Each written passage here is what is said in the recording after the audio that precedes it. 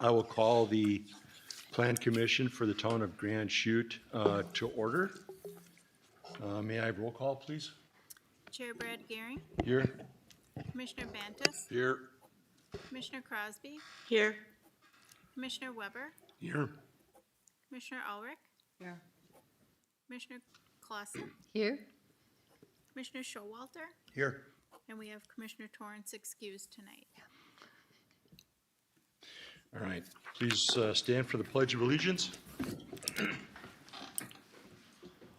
pledge allegiance to the flag of the United States of America and to the republic for which it stands, one nation, under God, indivisible, with liberty and justice for all.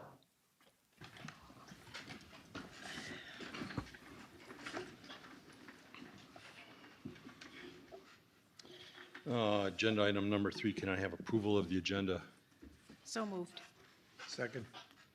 I have a motion by Commissioner Ulrich, seconded by Commissioner Showalter to approve. Any discussion?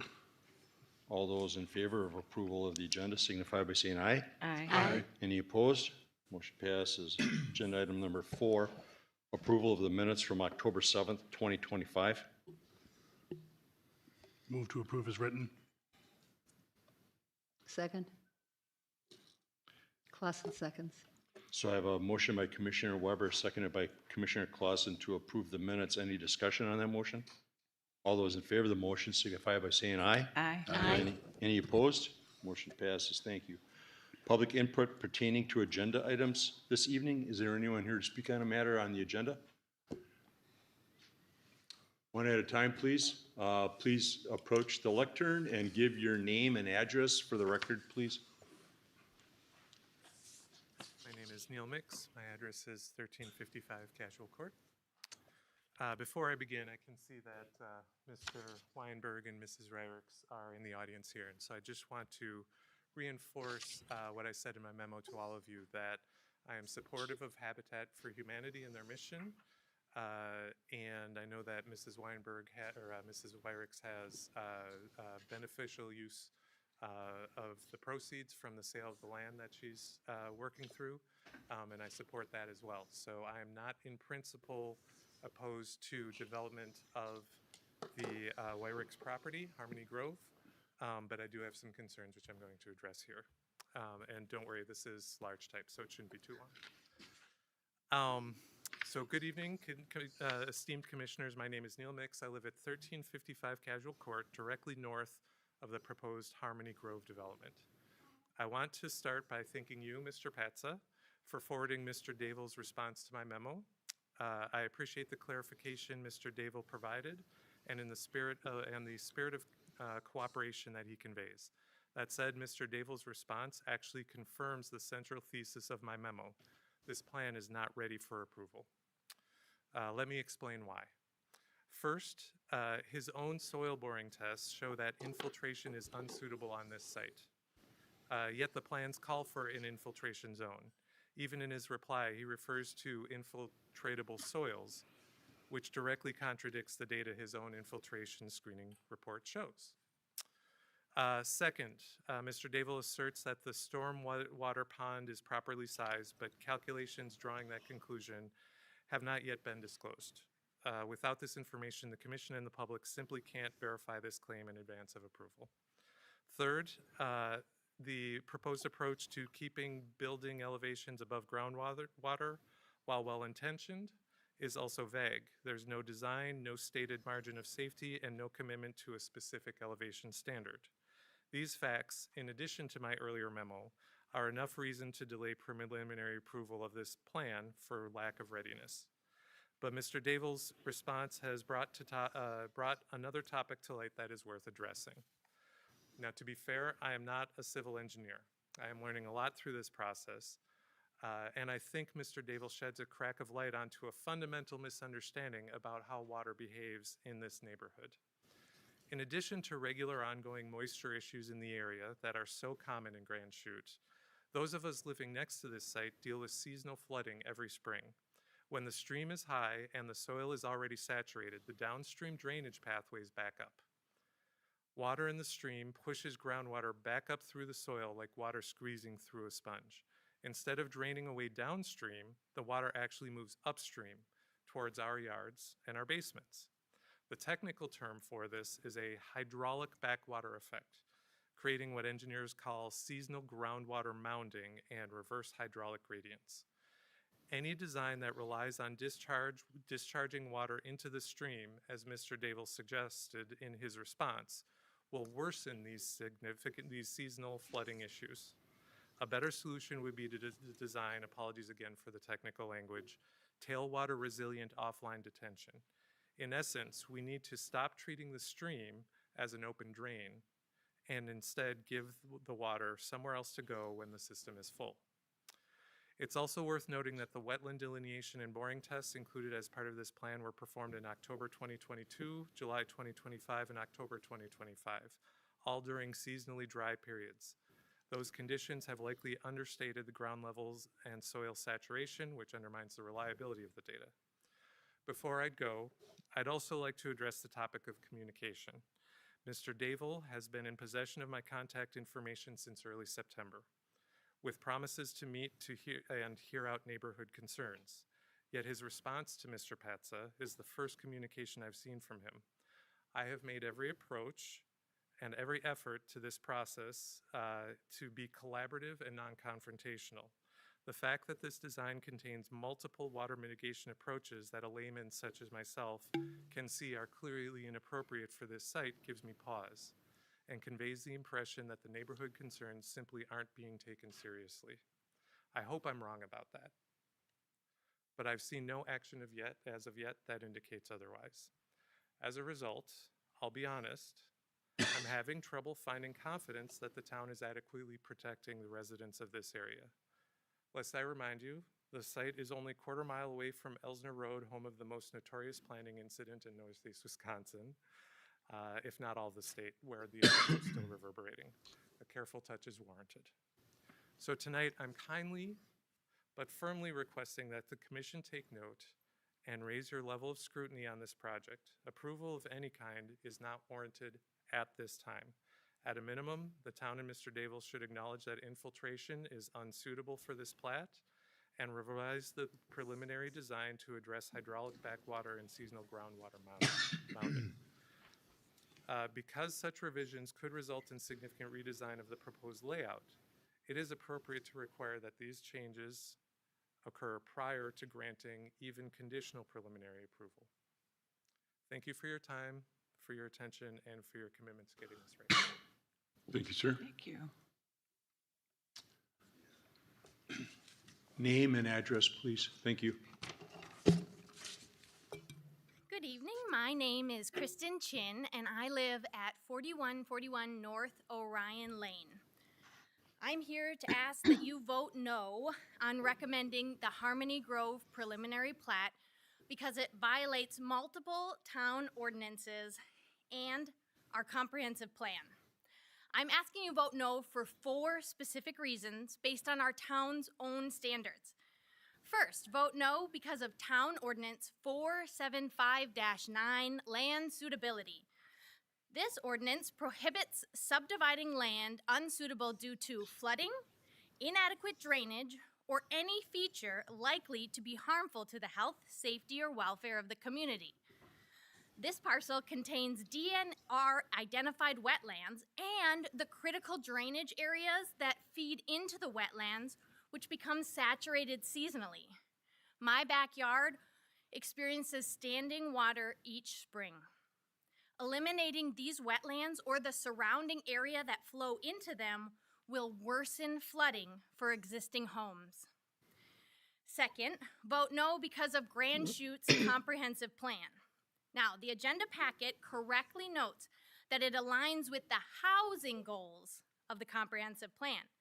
However, the goals in the environmental impact section of the comprehensive plan explicitly directs us to protect areas of wetlands, floodplains, and other environmentally sensitive areas. This is one of those areas, and the comprehensive plan is clear about protecting it. Third, vote no because of infrastructure inadequacy. The two access roads into this subdivision are North Orion Lane and Bow Ryan Court. They're narrow residential streets without center lines. These are not main roads. Heavy construction equipment will damage these roads, and ongoing traffic from 33 new homes will both accelerate deterioration and create congestion on streets designed for much lighter residential use. The fourth reason to vote no is because of Town Ordinance 475-20, location of site. This ordinance requires, quote, all divisions of land shall be coordinated with existing nearby development so that the area as a whole shall be developed harmoniously, end quote. The proposed subdivision's density is incompatible with surrounding neighborhoods. Now, while the adjacent subdivisions are zoned single-family residential, lot sizes in the proposed subdivision are significantly smaller. On North Orion Lane, West Casual Court, and North Skyway Lane, every single lot exceeds 10,000 square feet.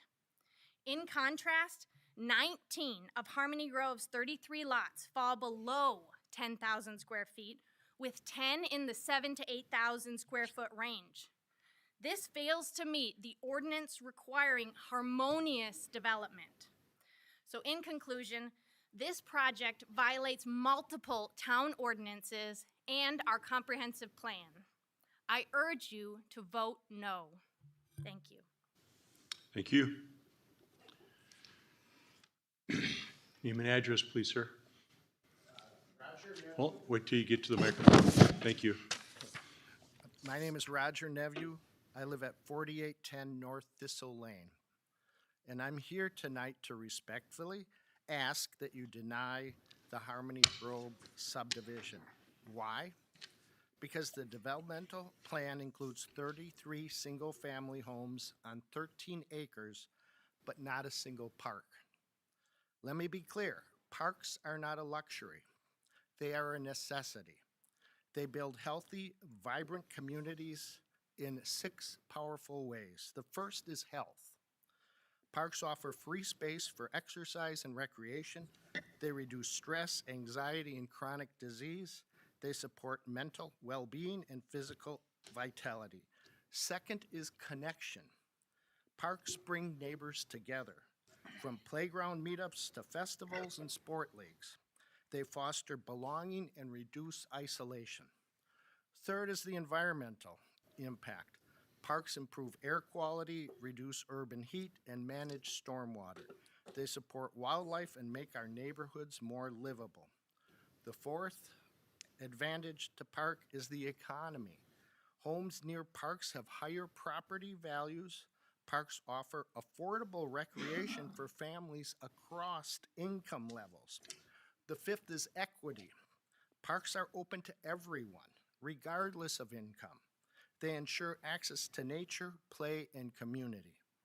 The sixth is child development. Parks give children safe places to explore, take healthy risks, and grow socially and physically through outdoor play. Now here's the standard.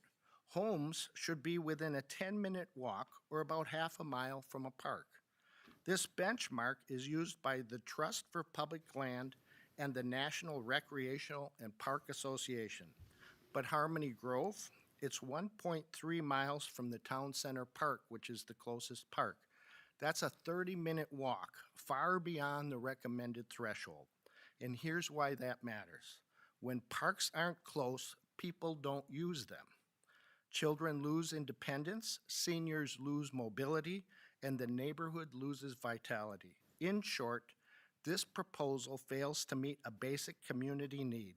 I urge you to deny the development until a park is included.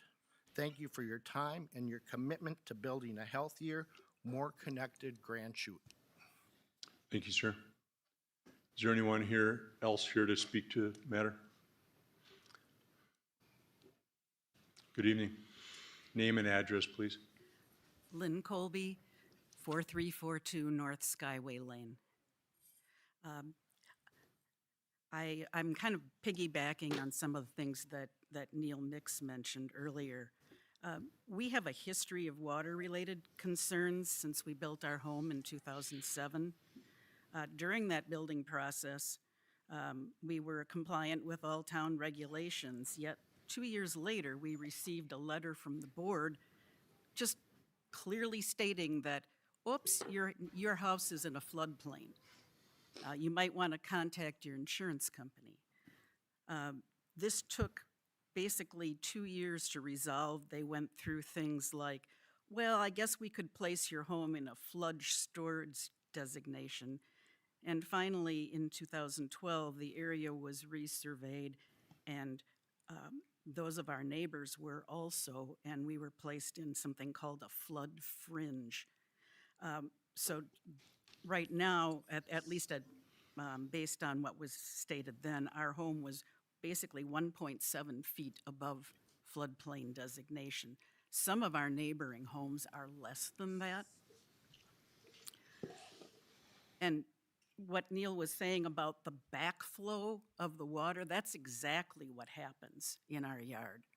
When the spring runoff comes or when we have a heavy rain, the water rises a little bit onto our property, but then within 24 hours, it is backed up maybe 20 feet onto our property or more, and we have standing water there on a regular basis. So it concerns me greatly that we might have changes to the existing land in that, and there will, because of the density of these homes, there's going to be a lot of concrete between the roads and the homes, and not a lot of green area to help with that water mitigation. In 2011, there was an attempt by a previous developer to design in this exact same location on the Weirich property. And that developer determined that there was a wetlands, not just where the stream is, but right through the exact middle of where those homes would be built. And as a result of determining that there was a wetlands in that area, they were only able to maybe build a small pod of homes just off Willis Way, and then another pod off of the Bo Ryan Road entrance. But the entire middle of that was determined not to be able to be built on. What happened to that wetlands part? I'm concerned about how, where these soil samples were taken and the timing of when they were taken. So based on the findings of this previous developer, and I just am feeling there are too many unanswered questions about the feasibility of this project, and I would encourage you at this time to vote not to proceed without further study. Thank you. Thank you. Is there anyone else in attendance that wishes to speak? Thank you. Name and address, please. My name is Carrie Martin, and I'm at 2800 West First Avenue. I am here to encourage you to vote yes. I do appreciate the concerns about the water mitigation that would come into play in doing a development as this. I am a real estate agent. I have been one for 18 years, and so I do understand development and what goes along with that, as well as the concerns of the nearby residents when it comes to water delineation, as well as flooding in basements and so on and so forth. With that being said, 140,000. That is the number of brand new construction units that we are behind that we need to have in the state of Wisconsin by 2030. We have 5 years for 140,000 brand new construction homes to catch up to where we should be, to catch up to supply and demand. I've got 4 children between the ages of 22 and 25. My 25-year-olds are right at that point where they should be able to start to look for homes. They have no desire right now because of the affordability index.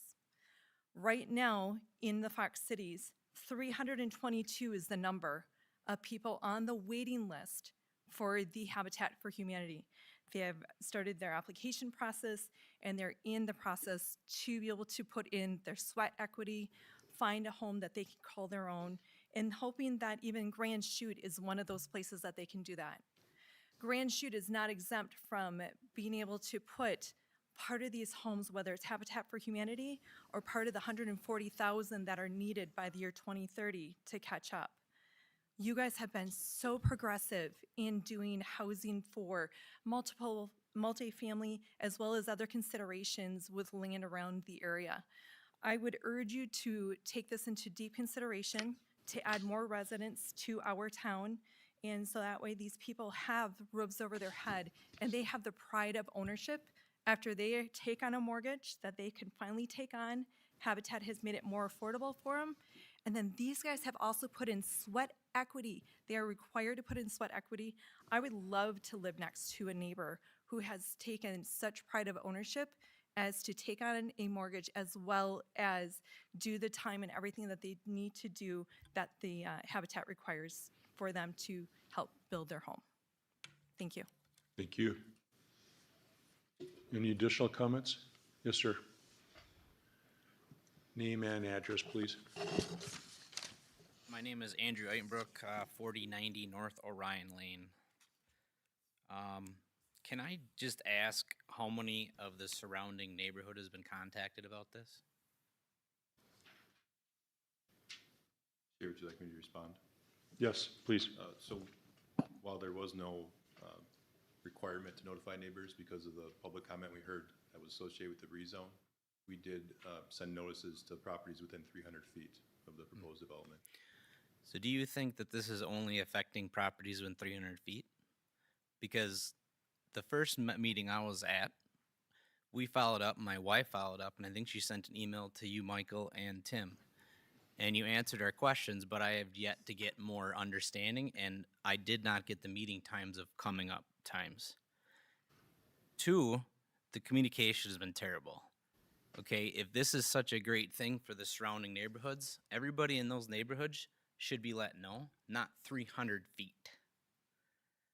This is the type of stuff that people are done with. If it's such a good thing, why aren't you getting everybody in the neighborhoods who's going to be affected by the traffic, affected by the people?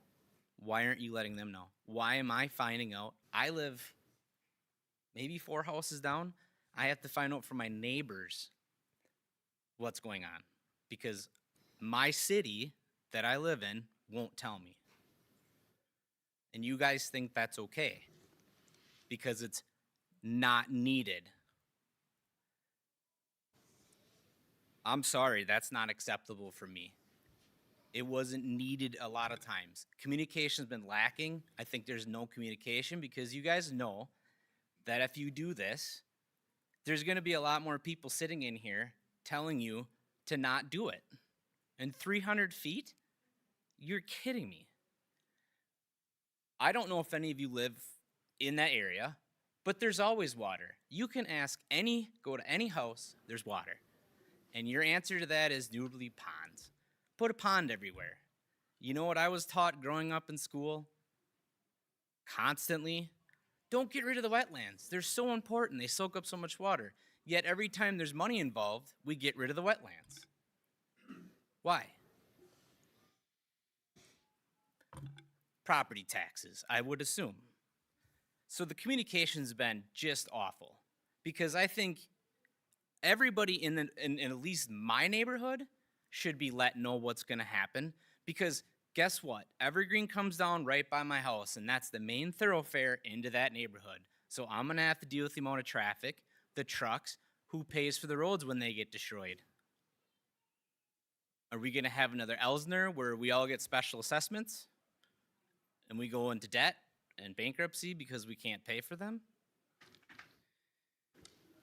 Next question, and if I can ask it, is what are the prices of the houses being going in? What is the estimated amount of price? I asked this, and I think what I got back, if I remember, was about the Habitat houses were going to be about $260. The other houses were going to be $4 something.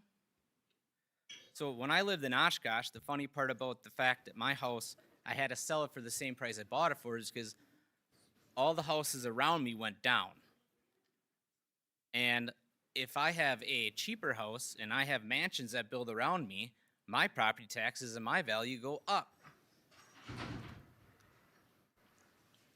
So I guess my question is if you're building houses for $260,000, where my house just got assessed for like $420,000, and that's taxes, and there's a house down the way that I think was $7 to $1 million, I have still yet to have anybody tell me how that's going to help my property value. I've talked to several realtors, and they all agree there's no way it's going to help my property value. It could lower it, if anything. Second of all, or whatever of all, again, I got to go back to the water. Have you guys been back there? Have you walked during spring? Yeah, well, maybe not in the right spots, because you just keep putting ponds everywhere, and it doesn't help the water. And I would ask again that we get rid of this 300-foot rule, and why don't you let the people actually know what you're doing? Why aren't we doing that? Anybody got an answer? You can ask questions. He'll provide the answers Okay. when he responds. Why aren't we letting people know out of a 300 radius other than we don't have to? Do you want me to respond to that now, Chair? No, you can respond when you make your comments. Since this is not a public hearing. Okay. So with that, I ask that you guys vote no on this, because I think with that exception of just not telling people stuff should be enough for you to have a gut check and say, why aren't we telling people this? Thank you. Thank you. Anyone with additional comments on this matter or any other matter? Yes, sir. Name and address, please. John Weinberg. I don't live in the town. I'm president and CEO of Greater Fox Cities Area Habitat for Humanity. And my address is 552 Buchanan Road in Combined Locks. I'm here today just to address a few of the concerns, and I understand the water issues that exist there. We are working with, as you heard, Dable Engineering. The plan is to continue to work through those water issues. I've been very open to meeting with neighbors, have met with several of them who are here today to address their concerns or talk through some of those concerns. Dable Engineering, from a water perspective, just so everyone's aware, the next phase, the final plat, from preliminary plat to final plat, is when a lot of those water issues need to be worked through and worked out. Dable Engineering has done a substantial amount of work in that area, but still needs to do continued testing to make sure we address it. The end goal, not only for Habitat, we have a developer partner, as many of you may know. This is a mixed income neighborhood. Approximately two-thirds of the homes will be market rate homes, and 1/3 will be built by Habitat. We don't want to put our homes or the other developers' homes or our neighbors' homes in any jeopardy from a water issue, and so we need to make sure that we're addressing it properly. That's why we've hired the services of a professional engineer to do that work. We understand there are existing water issues. Obviously, we haven't created those. Our goal is to make sure that those neighbors are not further affected beyond where they are today, and hopefully we can even improve those conditions as we go forward. As it relates to density, some of the lots in here, yes, are a little bit smaller than some of the neighboring properties, but we have a workforce housing shortage here in our community. Large lot sizes. Let me back up one step. The affordability gap has grown tremendously from where we were pre-COVID to today. Our average working families in our community just cannot afford to purchase homes in our marketplace. The people that we rely on every day to provide services to us, to our children, teachers, daycare workers, CNAs, others, they just cannot afford to purchase homes in our market. So Habitat and our developer partner are trying to find ways to make homes more affordable, attainable for families in our community who we rely on every day to take care of us. we need to take care of them through providing affordable options for home ownership. And so that's what Habitat's goal is. We are welcome, we welcome continued conversation both with the town and the town staff, as well as neighbors to address issues and concerns. But please know that we're committed to making sure that this is a sustainable neighborhood, addressing water issues as well as any other concerns that may be addressed. So we urge you to continue supporting this proposal as we go forward and meeting the town's needs to address the housing shortage. You've had plenty of multifamily housing units built throughout the community, severe shortage of single family, and we're here to address that. So thank you. Thank you, sir. Thank you. Any additional comments from anyone in the crowd? All right. Thank all of you for your comments. Agenda item number 6, preliminary plat 01-2025, requested by Wierix Real Estate Trust on behalf of the Greater Fox Cities Habitat for Humanity, portion of parcel number 101-036500 for the preliminary plat of Harmony Grove. Action before us is for approval or denial. Mr. Patsa? Thank you, Chair. I'll just provide a real brief summary. My staff report, as many of the items outlined in my staff report have been mentioned by several members of the public. So again, it's 13 acres of land located directly north of Orion and Orion. There's an existing residential development located basically on all 3 sides, or all 4 sides, but there's some environmentally sensitive areas on the western portion of this site. Public street would be extended, connecting Willis Way down to Orion as part of the development. There's currently an outlot that's owned by the town that extends directly west of Willis Way that would be deeded over if this were to move forward for that public street. Lot sizes I'm not going to cover, that was kind of covered in depth. Just wanted to mention that as we go through this preliminary plat process, I would like to highlight that the main goal of the preliminary plat is to ensure compliance with our town subdivision code and also compliance with our future land use code in the comprehensive plan. So the reason behind that is that if there's something that does not align with one of those 2 items, or that the town just frankly doesn't want, we get that out of the way early, and they can go back and redesign and say, okay, we don't want this road to look like this, or we don't want these lots to be configured in this fashion, and they don't have to spend, they being a developer, any developer quite frankly, doesn't have to spend a lot of time and money in that more detailed final stormwater design and utility design and everything that goes along with that, and then redo it all at the very end. So that's why if there's not that preliminary plat and a final plat, which is required by both state statutes and the town requirements, that would be just not an ideal scenario. So the notion that we want everything approved before the final plat is, or sorry, before the preliminary plat would be approved is just not logical with the way it's set up to be structured in the town, I guess is my point. Would like to touch a little bit on some of the environmental considerations that have been highlighted here by several residents. So there are wetlands, floodplains associated with the site. They're primarily all on the western border of the site. There was a new wetland delineation done, which has been highlighted, which identified those areas. And this is all being reviewed as we go through with the stormwater management plan, and our town engineer who is here can maybe speak to a few of these items if needed, if there's questions from commissioners, but largely avoided as part of this development. So there are some impacts proposed to some of the floodplain areas. And that would all have to go through the county, Oregon County, FEMA, and be part of that approval process as long as meet all town requirements. And again, that would be all verified through the final planning process.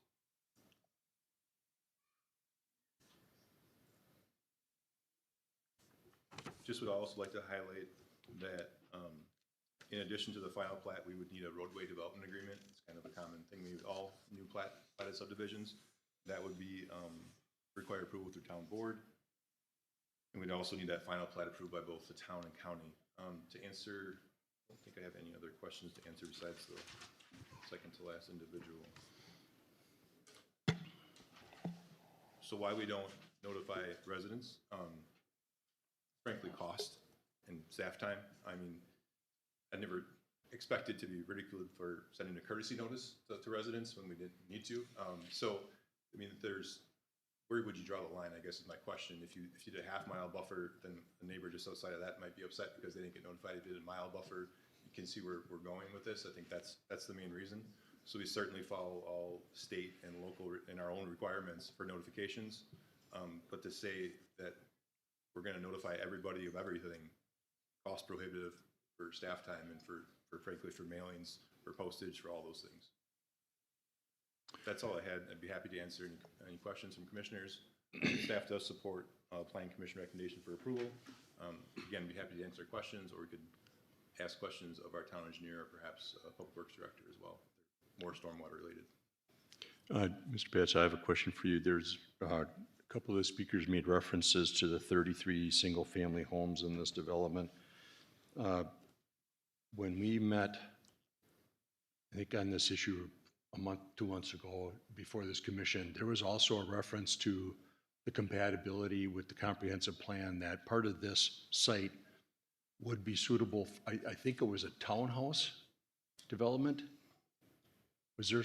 Yeah, Am I remembering that right? We went through the rezone process. It was originally zoned R-3, Right. which is our single-family attached development. So that rezone happened. I'm sure some of the residents that are here tonight were living in their current homes then. I was not working here then. It was 2013, 2014, I believe. I started in 2015. So that R-3 was done, in my understanding and what I got from our former community development director, for condominium development. It would have allowed up to, I had it, I think, in my staff report for the rezone. If memory serves me correctly, it would have allowed close to 100 units of, townhomes, row homes, a little bit more denser development, obviously, than we're looking at here, but that didn't happen. So my point is, the commission made that RD3, we amended the ordinance to allow for single-family development because we would have lower density issues with this development versus what could have been proposed on the site. So they were proposing this exact scenario with 33 residential homes in a condominium ownership fashion. We could have left the zoning alone and just done it. But because it's single family and they're individual lots, the minimum lot size for R3 is 1 acre, because it's not intended to be single family homes, but it could be. It's permitted use. So that's the reason for the rezone, is to allow this configuration in a traditional single family ownership style instead of the condominium. Thank you. Any questions from the commission? I'm wondering if we can get someone to speak about the stormwater a little bit more? I have not seen the soil borings or wetland delineation that has been completed to date. So Davo Engineering may have that information, but it has not been submitted to myself at this point yet. There is floodplain out on this property and FEMA flood storage sort of in the middle area. So as part of any development, they would need to address that lost storage in their stormwater management plan. We have not seen the calculations yet, so I can't speak to whether that has been addressed or not. Did have some high-level discussions with Davo Engineering a few weeks ago when they were trying to vet the different stormwater approaches that they could undertake on the project. But it was just sort of a brainstorming discussion, if you will. And none of the issues were really resolved at that point. It was more, they were just trying to find a path forward, essentially.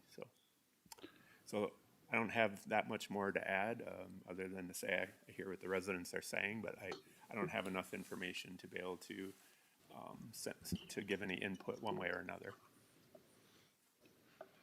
I have a question. Nick, Yes. have you been down in that area in the springtime?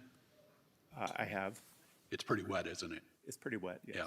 And I think one of the things that we do as a board is we have to use our common sense. And sometimes common sense comes with their own answers. I've been in that area in the springtime, and it is really wet. And so I know that we have engineers looking at this and looking at that, and we apparently don't have all the answers yet, according to what you just said. So I do think it's way too early to keep moving forward with this until we have all the answers. I just don't think it's right. And you got to look at common sense. We've had issues. The town has had issues in this area before with water. And this isn't a knock against the development. It's, does it make sense? Is this too much? Is this 5 pounds in a 1 pound bag? You know what I mean? Bad things happen then. And so I think we have to be very cautious moving forward with that. And I'm just letting you know that I will not be supporting this. Any other commissioners want to weigh in? I just have a question. So, since it's preliminary, if it did pass, they still have to get a final approvals and all that has to be done. This just allows them to look more into it? Is that what you're really saying? Or does this really kind of open the doors without having answers up front? So just to clarify as well, the Plan Commission is making a recommendation to the town board on the preliminary plat. So the final approval of the preliminary plat lies with the town board. This is a step in the process that's required both on the state level and locally in our own municipal ordinance. And we've always viewed it, or I guess we'll take that back. My perspective has always been that this step is to ensure compliance with the comprehensive plan, to ensure compliance with our land subdivision codes, and then the more detailed stuff comes later. That's worked for us in the past. I guess I'll leave it at that. So when you say it's worked for us in the past, the Plan Commission and the town board will see additional information as more studies are done with the development plans? You certainly, I mean, there's an option, you know, if the Plan Commission would so choose to make the stormwater management and any environmental permitting a condition of their recommendation for a preliminary plat, it would be by default, is my perspective. But I've already shared with both our representative from Habitat and the consultants from Dayville. There's been other situations where different plats or different projects, more notably different projects, where we approve site plans or final plats with stormwater management as that final last condition. It usually takes a little bit longer to review. Plans go back and forth between our town engineer and the consultant. I would not advocate for that in this scenario, just because of the concerns we've noted here tonight.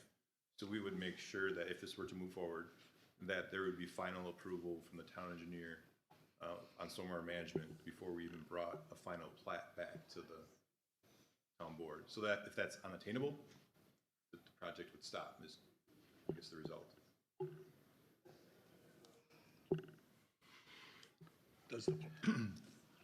Does the Plan Commission get a crack at the final plat? Same process, yep.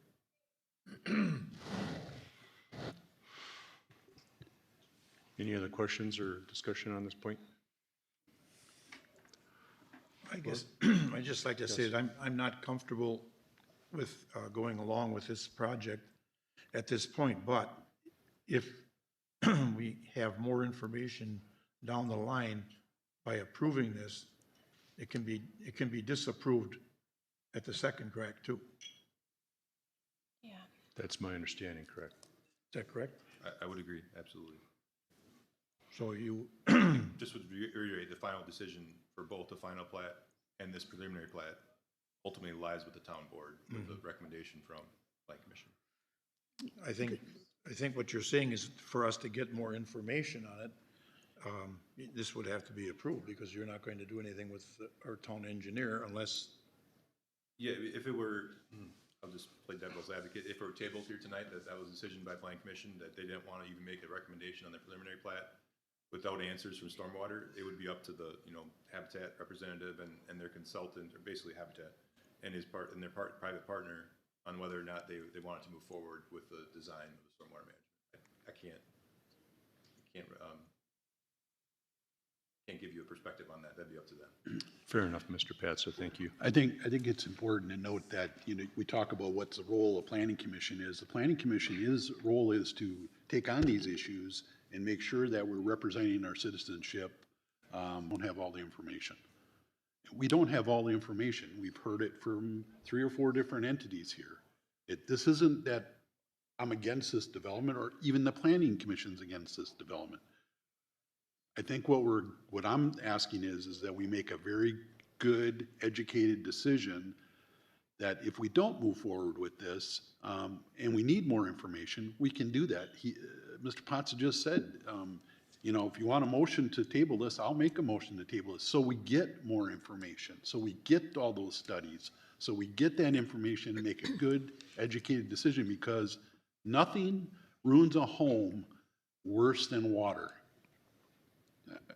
I'll go back to that unless you have a fire or something like that. But, if you want to have a home that is, brand-new home that could be unlivable in a short time, introduce water into that equation. Introduce sump pumps that run 24/7. We have heard that as a board. And I think that, again, it's not against the development, it's against the situation here. We just need to make a good decision about having all the information. And that's really what it's about. If we get all that information and it all comes up flowers, then, then I'll support it. But at this point, common sense tells me, and I've been in this area, there's a lot of water issues in this area until we get that really addressed. And again, I don't like the idea of messing with wetlands. I really don't. I don't like that idea. It always seems to come back to haunt us. So I'll make a motion that we table this. Yes, we have a motion by Commissioner Bantis to table. I'll second that. Oh, I'm sorry. I have a motion, by Commissioner Bantis to table, seconded by Commissioner Weber. Any discussion on the motion to table?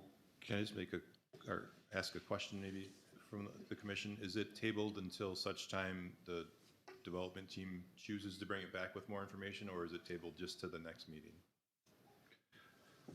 It's all about information, so if you need me to clarify it, I'll table it until further information is obtained. Okay, thank you. And validated.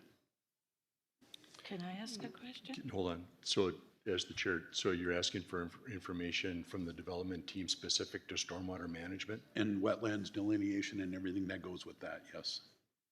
Is that what you're seeking? That's fair. All right. Yeah, we're in discussion. Commissioner Ulrich?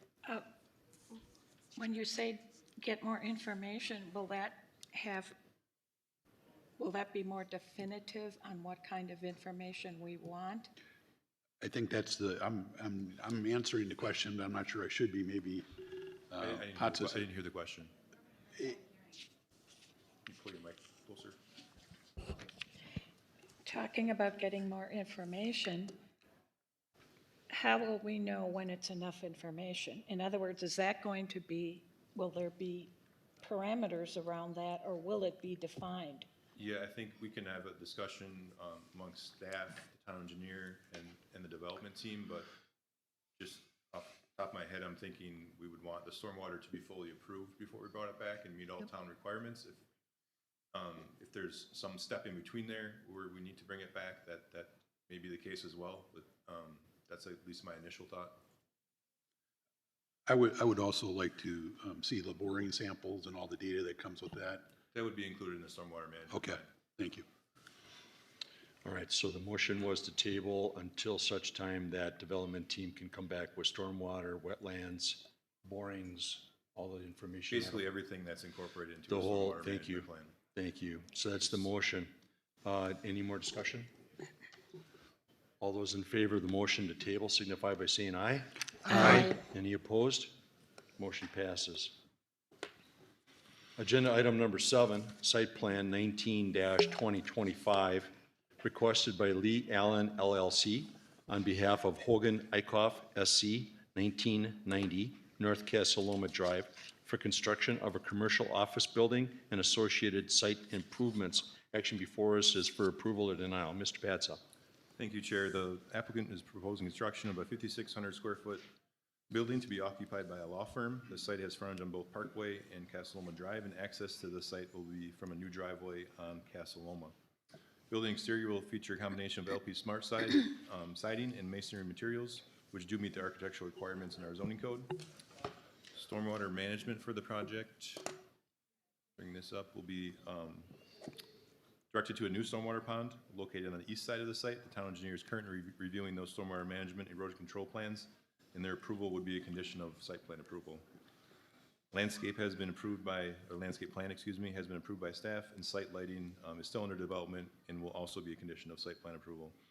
With that, staff does support a plan commission approval of site plan SP 19-2025, with the two conditions being town engineer approval of stormwater management and erosion control plans, and staff approval of the site lighting plan. Thank you. Thank you, Mr. Pats. Any questions from the commission? What are your wishes on SP 19-2025 with the two conditions? Move approval, Clausen. Second, Crosby. I have a motion by Commissioner Clausen, seconded by Commissioner Crosby to approve with the 2 conditions as listed. Any discussion on that motion? All those in favor of the motion signify by saying aye. Aye. Any opposed?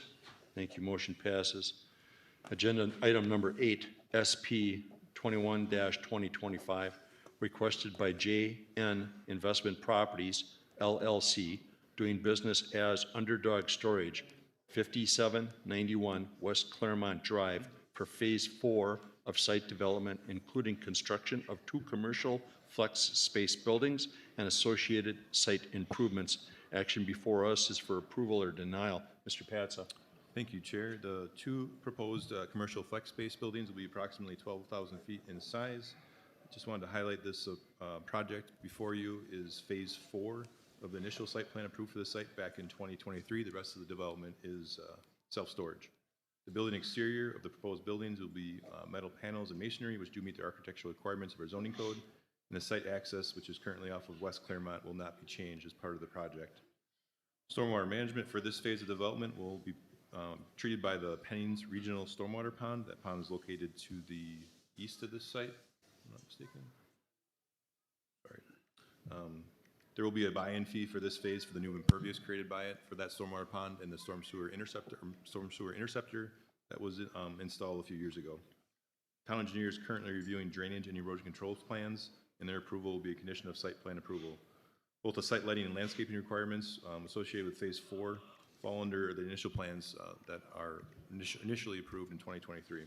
With that, staff does support approval of site plan SP 21-2025, with the 2 conditions being town engineer approval of drainage and erosion control plans, and also execution of an agreement and corresponding payment of the buy-in fee to utilize the regional stormwater pond. Thank you. Thank you. Any questions from the commission? What are your wishes on SP 21-2025 with the 2 conditions? Move to approve. Second. I have a motion by Commissioner Ulrich, seconded by Commissioner Showalter to approve with the 2 conditions. Any discussion? All those in favor of approval signify by saying aye. Aye. Any opposed? Thank you. Motion passes. Agenda item number 9, SP 22-2025, requested by JCRC Investments, LLC, doing business as Carew Concrete, 1811 West Edgewood Drive, for construction of a commercial building and associated site improvements. Action before us is for approval or denial. Mr. Russell. Yeah, thanks, Chair. So they're proposing about a 15,000 square foot commercial building as office space for the existing concrete business. Property is about 37 acres in size and zoned industrial. Access will not change from their 3 current access points off of West Edgewood Drive. The exterior is going to be a combination of precast concrete, metal panels, and masonry elements that meet our architectural standards in the zoning code. Due to the less than 1 acre of land disturbance and less than 20,000 square feet of new impervious on-site stormwater or additional on-site stormwater is not required. Town engineer is reviewing the drainage and erosion control. That's a condition of approval. Staff has approved the landscape and site lighting plans, and all other code requirements are met with this request. Staff has reviewed and supports Plan Commission approval of SP 22-2025, with the 1 condition being the town engineer approval of the stormwater management and erosion control. Thank you. Did I hear 1 condition? Yeah. Any questions from the commission? What are your wishes on 22-2025 with the condition? I have a quick question, sorry. It's a little late, but did anybody have any discussions with Carew about water? If the town moves forward with putting water down Edgewood, would they hook up? Can you speak up a little bit? I'm asking that if the town, and it's, you know, a big if we move forward with putting water down Edgewood, has anybody talked to Carew or any of those businesses about hooking up? During the preliminary meeting with them, they asked about the timeline for utilities, and because of that, they're not doing it. But I don't know, in the future, I don't know. They just said that that timeline's not realistic. They want to move forward with the project now, so they're not going to hook up to. I just wondered if someone had that discussion, so thank you. Yeah, I don't know about in the future if it's there or not. Okay. Any other questions from the commission? What are your wishes? Move to approve. Crosby, second. I have a motion by Commissioner Weber, seconded by Commissioner Crosby to approve with the one condition. Any discussion on that motion? All those in favor of approval signify by saying aye. Aye. Any opposed? Thank you. Motion passes. Agenda item number 10, Site Plan 23-2025, requested by Center on College LLC on behalf of 7 Brew Coffee, 3305 West College Avenue, for construction of a drive-through coffee shop and associated site improvements. Action before us is for approval or denial. Mr. Russell. Yeah, thanks again, Chair. So they're proposing a drive-through only coffee and beverage shop. It'll be a 518 square foot coffee shop and a detached 243 square foot walk-in cooler connected by an awning, similar to what they have on the other side of town. It'll have double drive-through lanes. The exterior will be a fiber cement brick siding and metal panels, which meet our architectural standards. Additional renovations include new curbing to accommodate the drive-through and landscaping. A lot split certified survey map, or CSM, has been submitted that will separate the coffee shop from the college center parcel, so the strip mall to the south. That's going to be a condition of approval. No additional, there won't be any more impervious. It'll be added green space, so no additional stormwater management is required. Drainage and erosion control has already been approved, even though in the memo it's not, so that won't need to be a condition. Landscape and site lighting has been approved by staff, and all other code requirements are met with this request. So staff is reading support, Plan Commission approval of SP 23-2025, with the one condition being the staff approval of the lot split certified survey map. Thank you. Any questions from the commission? What are your wishes on SP 23-2025 with the one condition? Showalter makes a motion to approve SP 23-2025. Second. So I have a motion by Commissioner Showalter, seconded by Commissioner Ulrich to approve with the one condition. Any discussion? All those in favor of approval signify by saying aye. Aye. Any opposed? Motion passes.